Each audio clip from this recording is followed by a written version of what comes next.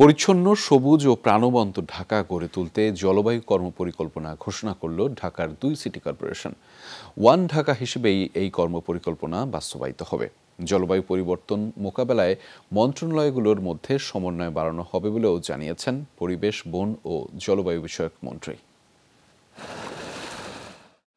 জলবায়ু পরিবর্তনের প্রভাবে ঝড়, বন্যা, জলোচ্ছ্বাস, অতি গরম, অতিবৃষ্টি, জলাবদ্ধতা যেন বাংলাদেশের নিত্যসঙ্গী। ২ কোটি মানুষের শহর ঢাকাও সেই ক্ষতির অন্যতম ধারক। সেটি কমিয়ে আনতেই ২ সিটি কর্পোরেশন মিলে ওয়ান ঢাকার জন্য ঘোষণা দিল জলবায়ু কর্মপরিকল্পনা। ঢাকা দক্ষিণ সিটি কর্পোরেশনের আওতায় এবং ঢাকা উত্তর সিটি কর্পোরেশনের আওতায় আমরা এই সম্পূর্ণরূপে এই ক্লাইমেট অ্যাকশন প্ল্যানটাকে বাস্তবায়নে যাব এবং ঢাকা দক্ষিণ সিটি কর্পোরেশন ইতিমধ্যে উদ্যোগ গ্রহণ করেছে যে আমরা প্রত্যেক বছর বাজেটে আমাদের নিজস্ব অর্থ থেকে আমরা সংস্থান রাখবো। আন্তর্জাতিক সহায়তার পাশাপাশি জাতীয় সমন্বয়ের উপর যোগ দিয়ে ঢাকা উত্তরের মেয়র বলেন, যাদের জন্য জলবায়ু পরিবর্তনে ক্ষতিগ্রস্ত বাংলাদেশ, তাদের অর্থ সহায়তা বাড়াতে হবে। If Dhaka is at the center of the problem, we have to become the center of the solution. জলবায়ু পরিবর্তনের যে দেশগুলো দায়ী, তাদেরকে এই ক্লাইমেট ফান্ড অবশ্যই দিতে হবে।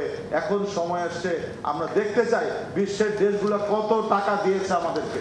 তারা বড় বড় কথা বলে, কিন্তু তারা যখন টাকার কথা বলে তখন তারা কিন্তু কেউ দেয় না। কর্মপরিকল্পনা বাস্তবায়নকেই অন্যতম চ্যালেঞ্জ মনে করেন বন, পরিবেশ ও জলবায়ু পরিবর্তন বিষয়ক মন্ত্রী। এজন্য সরকারের সংশ্লিষ্ট মন্ত্রণালয়গুলোকে সমন্বিতভাবে কাজ করার তাগিদ দিয়েছেন তিনি। এই পরিকল্পনা বাস্তবায়ন করার জন্য ওনারা শুধু যদি আমাদের একটা মন্ত্রণালয়ে আসে, আমরা চাইব এখানেই যেন তাদেরকে আমরা সকল সার্ভিসগুলো দিতে পারি, যেন ওনাদেরকে আরও 5 জায়গায় না যেতে হয়।